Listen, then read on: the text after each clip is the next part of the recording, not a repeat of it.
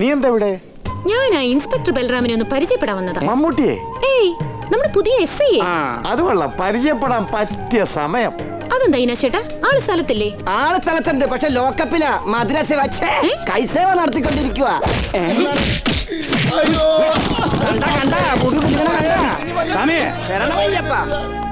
അകത്തുള്ള പഞ്ചാരടിയന്മാർക്ക് ഒരു 5 കിലോ പഞ്ചാര വാങ്ങി കൊടുത്തേക്ക്, കുത്തിയിരുന്ന് തിന്നട്ടെ. നമസ്കാരം, ഞാൻ മണ്ഡലം പ്രസിഡന്റ് ഉഗ്രൻ. താൻ ഉഗ്രനാണോ അല്ലെന്നുള്ളത് മണ്ഡലംകാര് തീരുമാനിക്കും. വന്ന കാര്യം പറ.